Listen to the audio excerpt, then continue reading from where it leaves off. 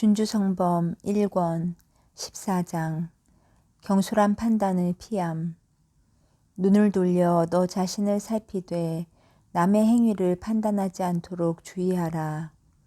사람이 남을 판단하는 데서는 헛된 수고를 하고 자주 잘못을 하고 쉽게 죄를 범하지만 자기를 판단하고 자기를 살피는 데서는 오히려 중요한 유익함을 얻기 때문이다. 우리는 무엇이든 흔히 우리가 바라는 대로 판단한다. 그래서 사사로운 느낌 때문에 있는 그대로 관찰하지 못하는 경우가 많다. 우리가 열망하는 것이 하느님만을 향한 것이라면 다른 사람의 견해가 우리와 대치되더라도 쉽게 동요되어서는 안 된다. 우리는 흔히 우리 안에 숨어 있는 무언가에 혹은 우리 밖에 있는 무언가에 이끌리곤 한다. 많은 사람이 자신도 모르는 사이에 자기가 하는 일에서 자기 자신을 찾는다. 바라고 좋아하는 대로 일이 이루어지면 마음의 평화를 얻지만 원하는 대로 되지 않으면 곧 번민하여 슬퍼한다. 친구나 동료, 수조자들 사이에 혹은 경건한 사람들 사이에 자주 분열이 생기는 것은 각 사람의 의견이 다르고 느낌이 다르기 때문이다. 오래된 습관은 끊기가 어렵다. 누구나 제 생각에서 벗어나기를 원하지 않는다.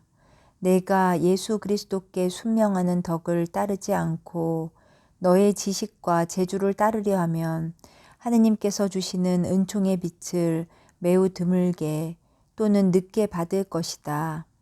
하느님께서는 우리가 당신께 온전히 순종하기를 원하시고 당신에 대한 뜨거운 사랑으로 인간적 지혜를 넘어서기를 원하신다. 15장 애덕으로 수행한 과업. 세상의 무슨 일을 위하여 또는 어떤 사람을 사랑하기 위하여 악한 일을 하지 마라.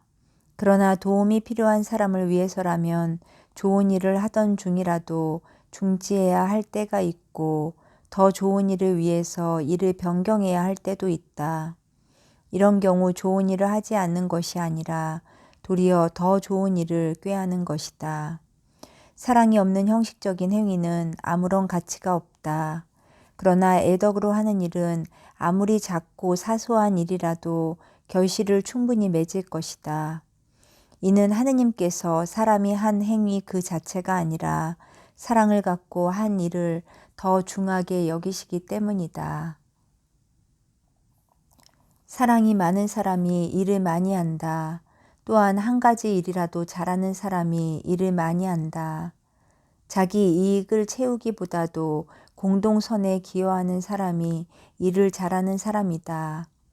애덕으로 하는 것처럼 보이기는 하지만 실상은 자신의 욕구를 충족시키는 일에 지나지 않는 경우도 있다. 즉, 일을 본성에 따라서 하기도 하고 자기 의지로만 하려고도 하고 어떤 보상을 바라면서 하기도 하고 결국 자기 이익을 위한 동기가 없는 경우는 거의 없다. 반면에 참되고 완전한 애덕을 갖춘 사람은 무슨 일에든지 자기를 찾지 않고 다만 하느님의 영광이 드러나기만 원한다. 게다가 이런 사람은 아무에게도 질투심을 내지 않으니 이는 자기의 사사로운 즐거움을 갈망하지도 않으며 또 자신에 대해서 스스로 만족하려고도 하지 않기 때문이다. 그는 다만 무엇보다도 하느님의 더 큰 영광만을 갈망한다.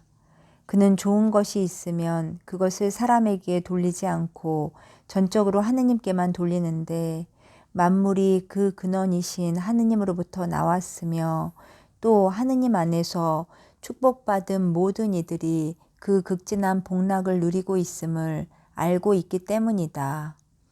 오 참된 사랑의 불 한 덩어리만 있다면 세상의 모든 것이 허황됨을 확실히 깨달으련만. 16장 남의 과실을 참음. 자기에게 또는 남에게 고치지 못할 과실이 있다면 그는 하느님께서 달리 마련하실 때까지 인내를 갖고 기다려야 할 것이다. 이렇게 하는 것이 내가 너를 단련하고 인내하는 법을 배우는데 더 나은 줄로 생각하여라.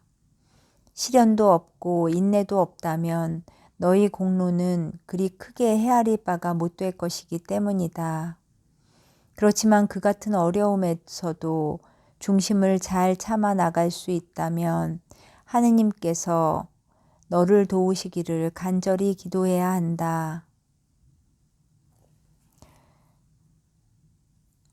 누가 만일 내게 한두 번 훈계를 듣고도 고치지 않는다면 그와 다투지 말고 오직 하느님께 그 사정을 다 맡겨 하느님의 뜻과 영광이 하느님의 모든 종들 안에서 드러나도록 하라. 왜냐하면 하느님께서는 악을 선으로 바꿀 줄 아는 분이시기 때문이다. 너는 남의 과실과 연약함이 어떠한 것이든지 그것을 끈기 있게 참는 법을 배워라. 너도 다른 사람이 견뎌야 할 많은 결점을 갖고 있기 때문이다. 너도 너 자신을 마음대로 못하여 원하는 대로 하지 못하는데 어찌 다른 사람이 내 뜻대로 되기를 바랄 수 있겠는가? 우리는 남들이 완전한 사람이 되기를 희망하면서도 우리 자신의 허물은 고치지 않는다. 우리는 남을 엄히 꾸짖어 그의 과실을 고치기를 원하나 우리 자신을 꾸짖어 우리의 과실을 고치려 하지는 않는다.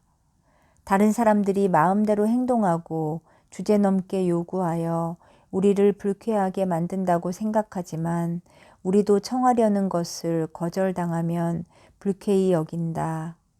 다른 사람은 규칙으로서 구속을 받아야 한다고 하면서도 우리는 조금도 구속받으려 하지 않는다.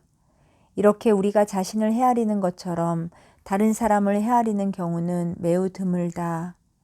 모든 사람이 다 완전하다면 하느님 때문에 다른 사람으로부터 고통을 받을 일이 어디 있겠는가. 그러나 하느님께서는 적절하게 조처하시어 우리로 하여금 서로 남의 짐을 져줄 것을 배우게 하셨는데 이는 결점이 없는 사람이 없고 짐이 없는 사람이 없고 스스로 만족하는 사람이 없고 스스로 충분히 지혜로운 사람이란 없기 때문이다.